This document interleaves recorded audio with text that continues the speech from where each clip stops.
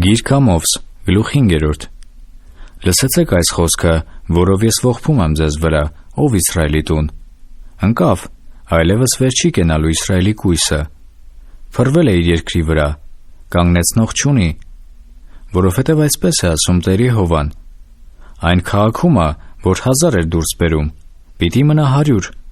և 100 դուրս բերողումը 10 պիտի մնա Իսրայելի տան համար, որովհետև այսպես է ասում Տերը Իսրայելի տանը. ինձ որոնեցեք և կապրիք, բայց Բեթելը մի որոնեք և Գաղգաղան մի մտնեք և Բերսաբեեն մի գնաք,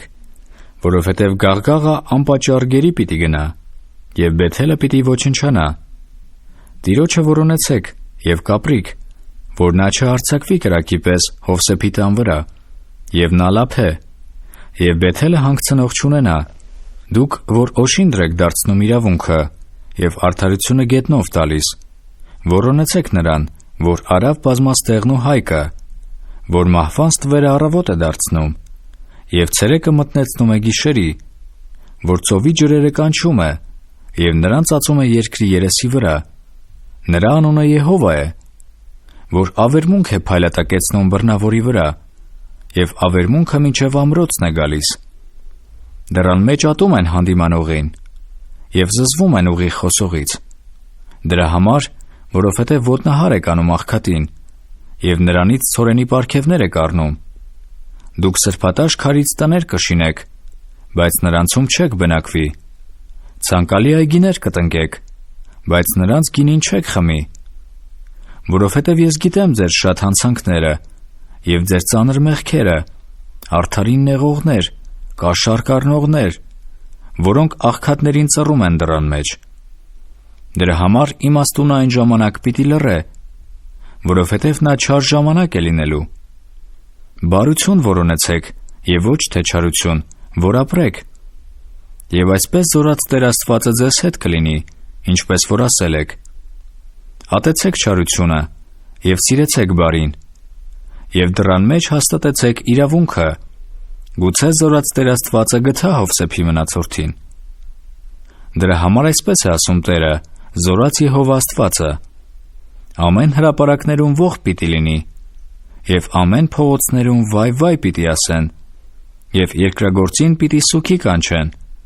և ողբ գիտեցողներին, և ամեն այգիներում ողբ է լինելու, որովհետև ես պիտի անցնեմ քո միջովը, ասել է Տերը։ Վայ Տիրոջ օրվանը ցանկացողներին, ձեզ ինչ պետք է Տիրոջ օրը, նա խավար է և ոչ թե լույս, ինչպես որ մարդ կփախչի առյուծի բերանից և արջը կհանդիպե նրան, կամ տունը կմտնե ու ձեռքը կկռնեցնե պատին և օձը կկծե նրան։ Ահա Տիրոջ օրը խավար է